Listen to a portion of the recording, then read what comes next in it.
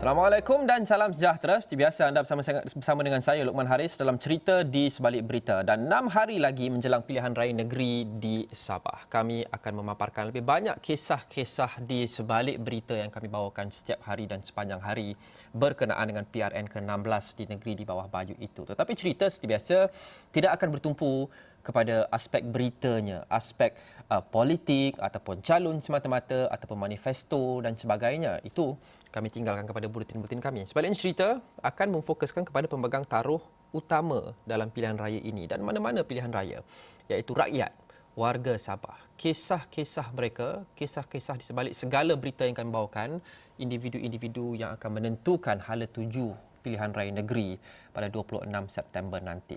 Sekali lagi, rakan setugas Wakil Astro Awani Sabah, Shah Hairizal bersama dengan saya. Kali ini beliau membuat tinjauan di kawasan Keningau. Dan Shah melintas langsung sekarang bersama dengan saya. Shah, pertama sekali mungkin kita sering bercakap berkenaan dengan kisah-kisah rakyat di setiap dun, malah di setiap kawasan di Sabah kerana kisahnya dan masalahnya dan keluh kesahnya sangat pelbagai dalam Sabah yang begitu besar, terdiri daripada pelbagai etnik, pelbagai isu. Keningau difahamkan ada masalah yang Shah tinjau sebentar tadi berkenaan dengan jalan raya, Shah. Apa ceritanya?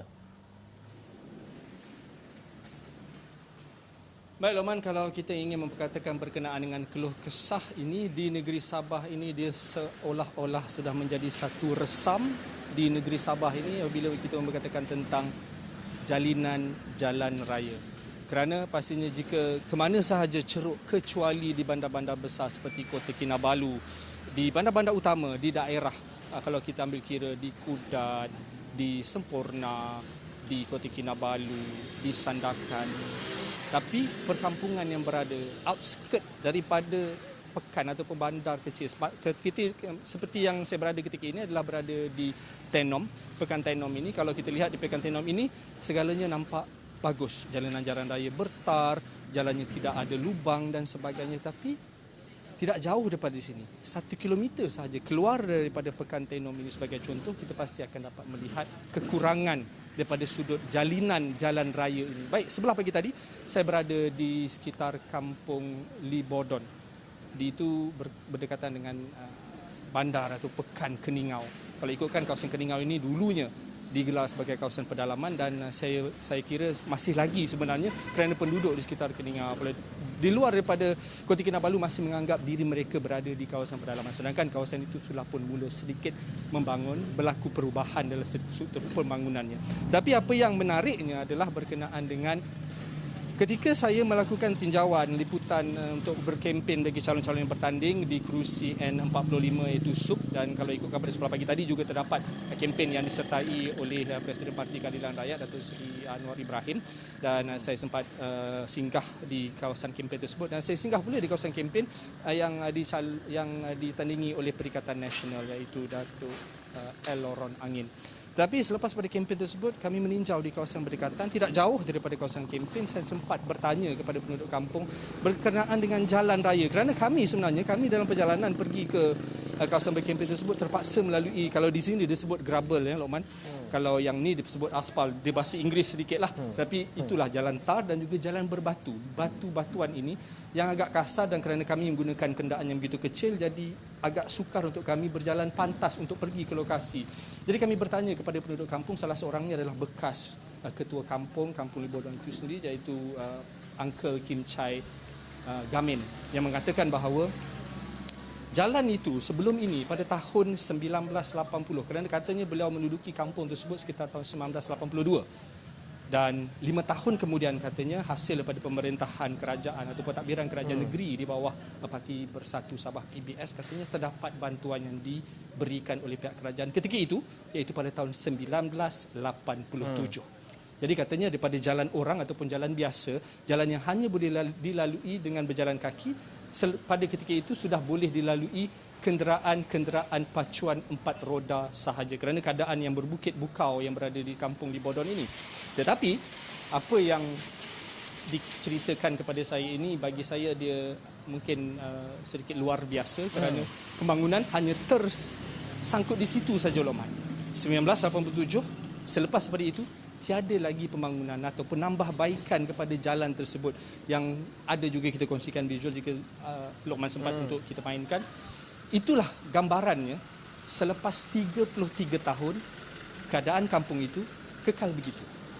Dengan adanya 200 penduduk yang berada di sekitar kawasan itu dan jarak jalan yang berbatuan ini sebenarnya sepanjang hampir 6.4 km yang menghubungkan daripada Kampung Libodon ini pergi ke satu kawasan lagi iaitu di Ansip. Jadi perjalanan ini dilalui oleh penduduk kampung. Jadi apa kesukarannya kalau nak ikutkan, kalau inilah lumrah kehidupan bagi orang di negeri Sabah, apa kesusahannya, betul Lokman? Tapi kesusahannya adalah begini Lokman. Kalau kita boleh menaiki kenderaan biasa dengan menggunakan kenderaan mungkin kancil Lokman, rasanya mungkin sebulan saja kita dah boleh kena tukar bearing, kita dah kena tukar macam-macam dah Lokman, absorber pun dah kena tukar dah selepas itu. Tapi hanya dengan menggunakan pacuan 4 roda. Jadi di manakah kemampuan penduduk-penduduk kampung untuk memiliki kenderaan pacuan 4 roda? Ada juga yang mengatakan kepada saya, Cik, ya saya. Syah, maaf. Seorang lagi pekebun difahamkan Syah ada kongsikan gambar beliau, Ahwan. Sama seperti Kim Biao Gamin yang kalau kita berkongsikan gambar ini. Ini adalah seorang lagi individu yang mempunyai kisah agak menarik di kawasan Keningau itu. Beliau juga adalah pekebun. Adakah berdepan dengan masalah yang sama, iaitu jalan dan jaringan pengangkutannya tidak cukup bagus dan memberikan kesan kepada perniagaan dan hidup? Baik Lokman, apa yang dikongsikan ini adalah daripada Pak Cik Ahwan yang berusia 56 tahun. Semalam sebenarnya beliau baru saja menyambut hari kelahiran ke-56 tahun beliau. Selamat hari jadi kepada Pak Cik Ahwan yang berada di Kampung Libodon. Dengan kesempatan ini, saya mengambil kesempatan ini untuk mengucapkan selamat hari jadi. Tapi ceritanya adalah, dia mengatakan begini Lokman, bahawa pekebun, maksudnya penduduk yang berada di situ, pendapatan utama mereka adalah melalui dengan berkebun. Okey, jika cuaca hujan Lokman, menurut Pak Cik Ahwan ini, jika cuaca hujan, barangan-barangan, maksudnya produk-produk yang mereka hasilkan daripada kebun ini seperti sayur-sayuran, pisang dan sebagainya tidak dapat dihantar ke Pekan Keningau untuk dijual. Jadi mungkin memakan masa 2 atau 3 hari kerana menunggu jalan tersebut kering. Kerana jika jalan tersebut basah, kenderaan tidak boleh dilalui, walaupun manusia sendiri tidak boleh melalui kawasan tersebut kerana keadaan struktur jalan yang licin, berbatu-batuan ini dan licin, berlopak-lopak dan membahayakan penduduk. Jadi ada jualan-jualan mereka ini terpaksa tidak dijual dan dibuang begitu saja dan tiadalah pendapatan mereka ini dan mereka terpaksa pula meraih lagi di kebun-kebun mereka untuk mencari pendapatan untuk hari seterusnya. Jadi begitulah kisah kehidupannya Lokman. Kenapakah mereka ini begitu menginginkan jalan raya? Jadi saya tanyakan kenapakah tidak disuarakan perkara ini?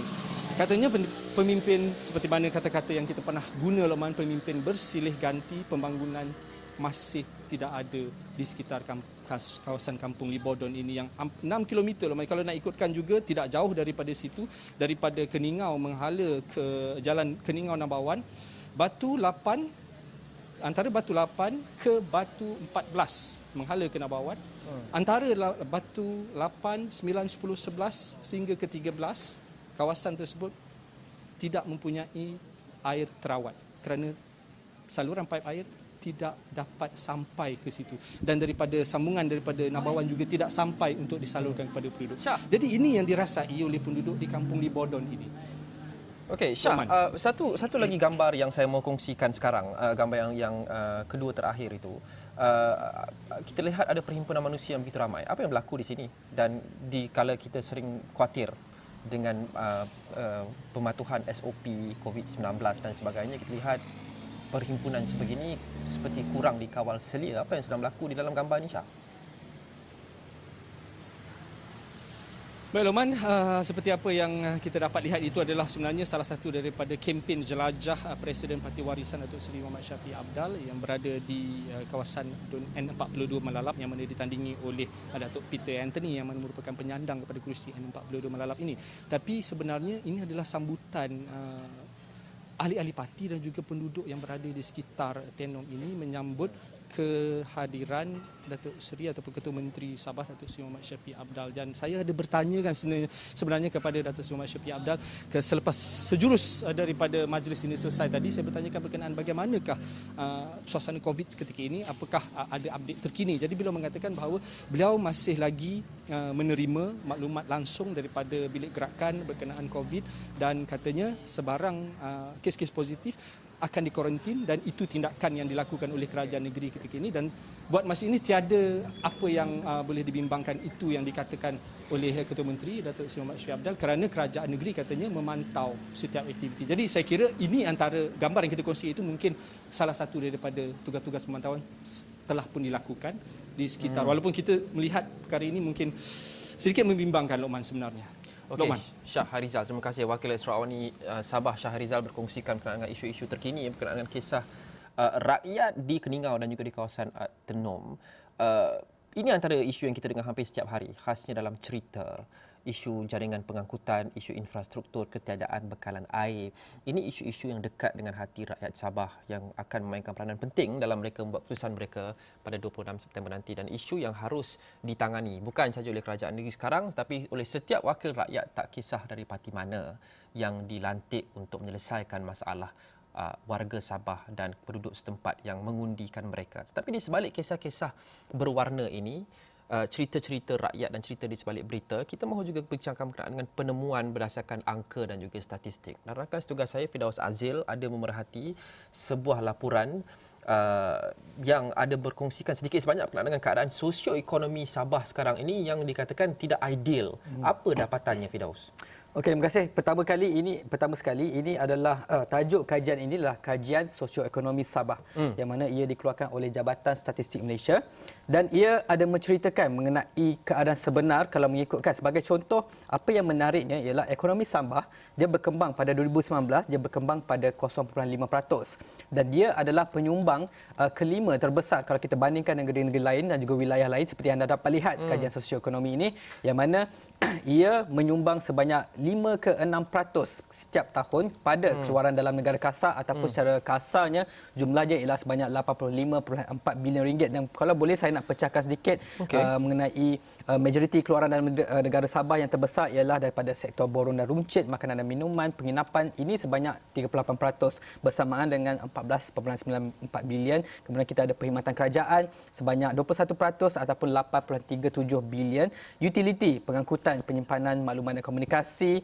sebanyak 7.16 bilion ataupun 18%. Dari segi sektor kewangan dan insurans, hak tanah dan perniagaan perkhidmatan kita ada 15% dan juga lain-lain. Lain-lain ini saja sudah menjangkau sebanyak 8% ataupun 3.27 bilion ringgit secara keseluruhannya menyumbang sebanyak 80 ke 85 bilion ringgit kepada KDNK negara. Tetapi malangnya penyumbang kelima terbesar tetapi mereka adalah mencatatkan orang kata kadar pengangguran kedua tertinggi di Malaysia. Ini kalau kita kirakan yang pertama tertinggi adalah wilayah Persekutuan Labuan. Jadi saya beberapa pakar bercakap dengan saya bagi tahu kena keluarkan wilayah ini sebab mereka di bawah persekutuan. Jadi keluarkan daripada formula itu. Juga Labuan ada situasi unik di mana kejatuhan harga minyak dan gas betul.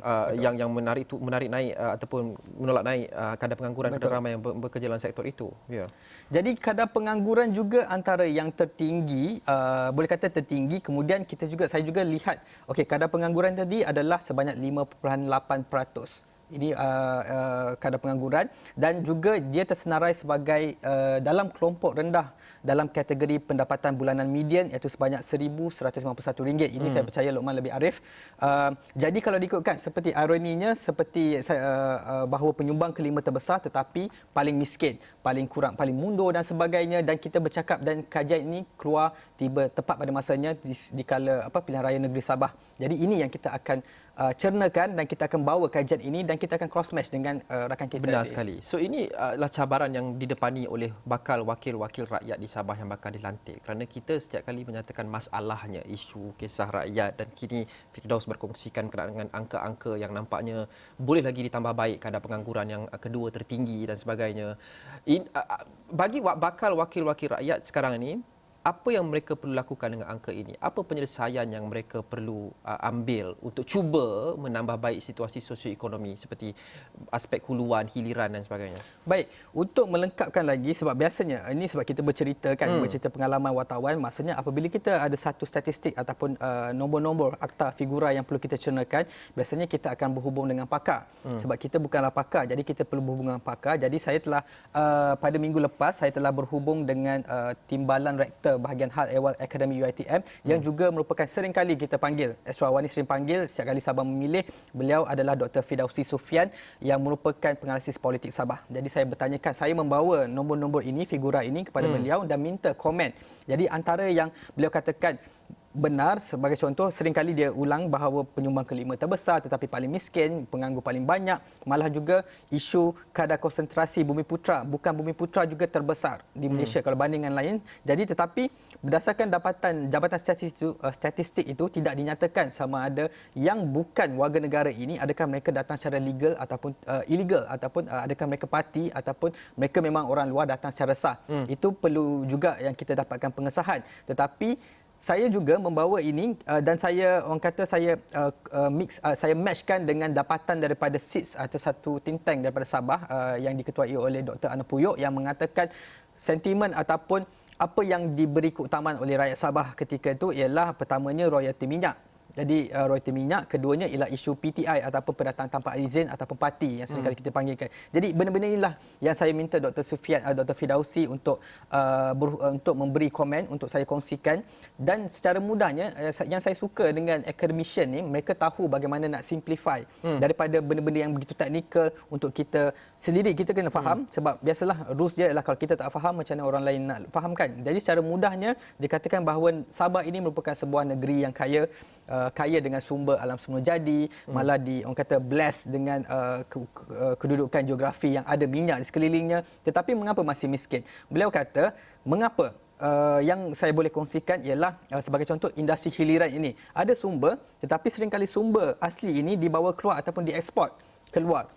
Dia kata penyelesaiannya yang mungkin boleh parti-parti bertanding ialah merancangkan lagi aktiviti industri hiliran ataupun downstream. Maksudnya sumber asli itu tak perlu bawa keluar untuk diproses. Boleh proses di dalam Sabah itu sendiri. Maksudnya kalau katalah kayu kata daripada instead of ekspor kayu itu secara mentah, apalah salahnya kalau ada industri di Sabah ini yang boleh proses kayu itu menjadi perabot ataupun meja sebagainya, dan itu dia kata akan membantu mengurangkan pengangguran kerana ia akan mewujudkan skill kemahiran tinggi untuk pekerja. Daripada apabila dah ada pekerjaan, maka industri akan rancak, bolehlah mengurangkan orang kata kadar kemiskinan. Sebab apa? Mereka dah boleh ada duit, dah boleh berbelanja. Jadi bayangkan kalau keadaan sekarang ini dengan duit kurang tetapi terpaksa beli barangan yang dieksport, tetapi kenaikan yang saya ada kongsikan ini, kenaikan gaji median tidak setara dengan inflasi sebagai contoh. Ini semua ada saya kongsikan untuk malam ini. Okey, dan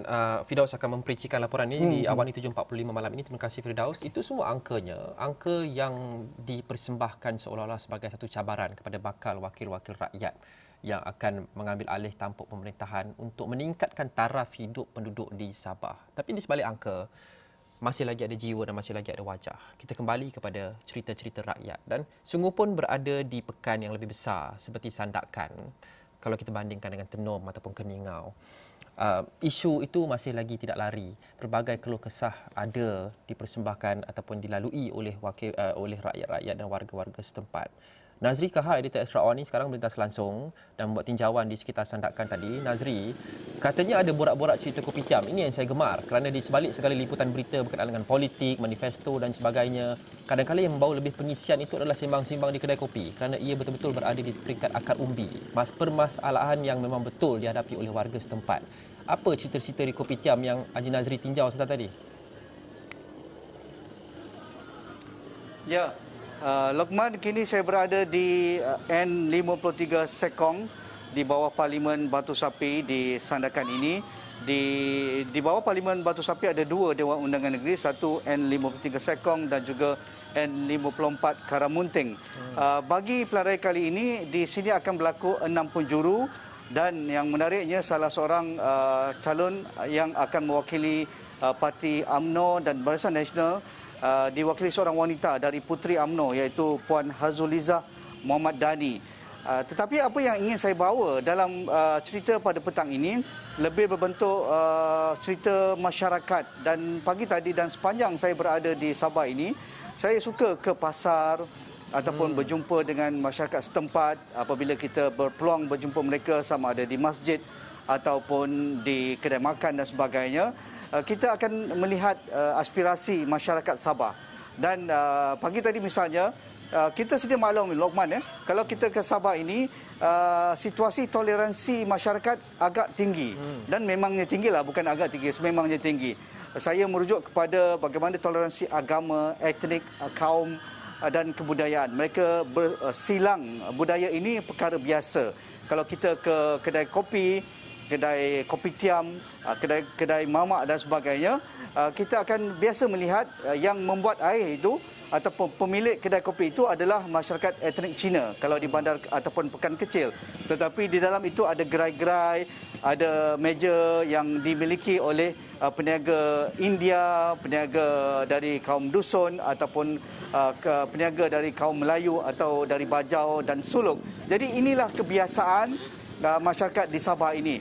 Mereka bercampur gaul di kedai kopi. Mereka tidak ada rasa sensitif pun kalau masuk ke kedai Cina, kopi tiam Cina. Dan di situ mereka dapat menikmati nasi kuning, coto Makassar dan makanan tradisi kalau disandarkan di kawasan pantai timur Sabah ini. Itu biasa. Dan apa yang dibualkan adalah berkaitan kehidupan. Tadi bersarapan saya bersama Rizal Abdullah dan juga Ruzi, jurukamera saya mendengar keluhan mereka. Sebelum PKP, mereka dapat pendapatan yang agak lebih dalam sehari RM500, RM300 ke atas. Tetapi sejak 3 bulan lalu, ketika PKP berlangsung, mereka tutup terus kerana arahan lockdown. Dan apabila dibenarkan, mereka terpaksa menerima kedatangan pelanggan yang agak merudum. Mereka nak dapat RM100 satu hari pun agak sukar, kecuali pada hujung bulan. Itu jelas, dia kata kalau hujung bulan orang dapat gaji, mereka akan berbelanja dengan keluarga, makan di luar serba sedikit. Dan ada sedikit kelagaan lah kalau waktu musim gaji. Tetapi apabila kita ke pasar, kita melihat kesemua hasil tanaman, industri kecil dan sederhana dari kawasan Sandakan ini akan dijual di pasar pagi di Pekan Sandakan ataupun di Bandar Sandakan. Dengan visual yang kami sediakan itu, anda boleh lihat masyarakat berbelanja tetapi begitu berjimat sekali, begitu berhemah sekali. Mereka tidak berbelanja seperti dahulu. Ini jelas kebanyakan wanita dan juga anak muda yang tidak mempunyai pendidikan yang tinggi. Mereka terpaksa kekal di Sandakan ini, tetapi mereka tidak memiliki kerja tetap. Kalau dulu mereka boleh bekerja di kedai makanan, di shopping kompleks sebagai pembantu jualan, di pasar sebagai mengangkat barang dan sebagainya, ataupun sebagai nelayan. Tetapi kali ini ada yang dipaksa berhenti kerja kerana majikan tidak mampu menggaji mereka lagi. Ataupun mereka dapat bekerja tetapi gaji dibayar separuh kerana majikan pun terpaksa berjimat untuk membayar sewa dan juga bil-bil yang akan datang pada setiap hujung bulan. Tetapi kehidupan terpaksa diteruskan dan kebanyakan itulah realiti pengusaha IKS dan juga pengusaha kedai makan, kedai kopi tiam di Bandar Sandakan dan juga di saya ke Sempurna. Sebelum ini, beberapa hari lalu di Lahad Datu dan juga pada minggu lepas di Tawau, senario yang sama, luahan perasaan yang sama di kalangan pengusaha makanan, pengusaha kedai makan, pengusaha industri kecil dan sederhana kerana terkesan dengan pandemik COVID-19. Biarpun ketika kempen Pilihan Raya Negeri ke-16 ini sedang begitu rancak, tetapi dengan pandemik COVID-19 ini, tidak ramai yang ingin keluar kerana takut dijangkiti virus COVID-19.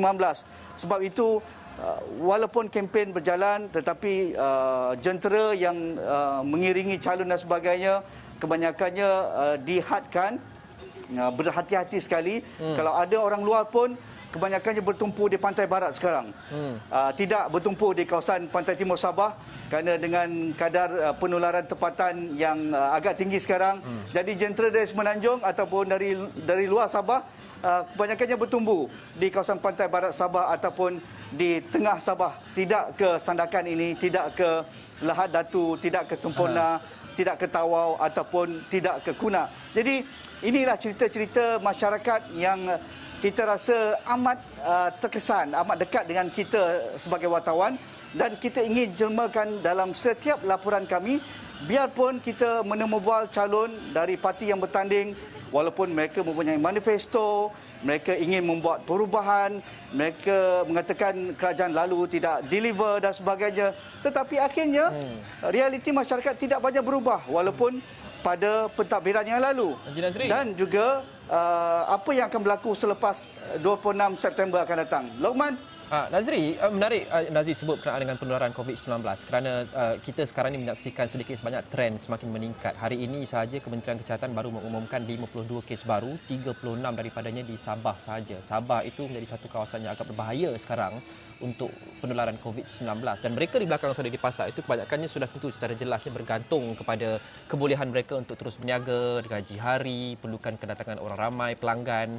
Sekiranya situasi semakin buruk dan PKP terpaksa dilaksanakan semula, ada tak mereka di sana berkongsikan harapan mereka kepada Haji Nazri berkenaan dengan pelan persediaan bakal-bakal pemimpin mereka untuk menyediakan mereka dan menjamin punca pendapatan mereka yang bekerja di pasar itu sekiranya COVID-19 semakin serius kembali, khasnya di Sabah, dan PKP ataupun mungkin PKPD perlu dilaksanakan di beberapa kawasan di negeri itu?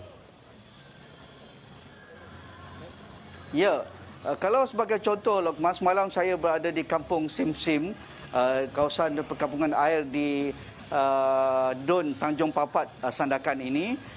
Seorang usahawan yang menjual cenderamata dan juga barang-barang kraft tangan negeri Sabah ini, kalau dahulu beliau menerima begitu ramai sekali pelancong dari luar yang ingin ke kawasan Lembah Danum, Sepilok dan juga menuju ke Semporna, kerana ini merupakan syurga pelancongan, kan.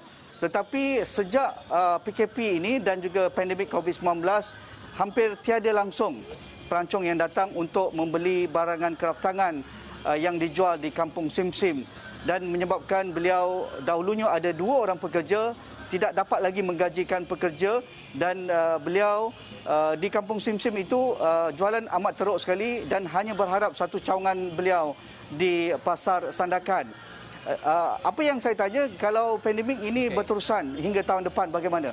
Beliau merasakan apa boleh buat, itulah realiti kehidupan masyarakat tempatan, tetapi beliau terpaksa berjimat cermat, yang mana boleh ditangguhkan dahulu. Yang mana untuk perancangan membesarkan perniagaan mungkin tidak langsung difikirkan pada ketika ini. Yang penting adalah menyediakan makanan di atas meja. Itu yang paling utama.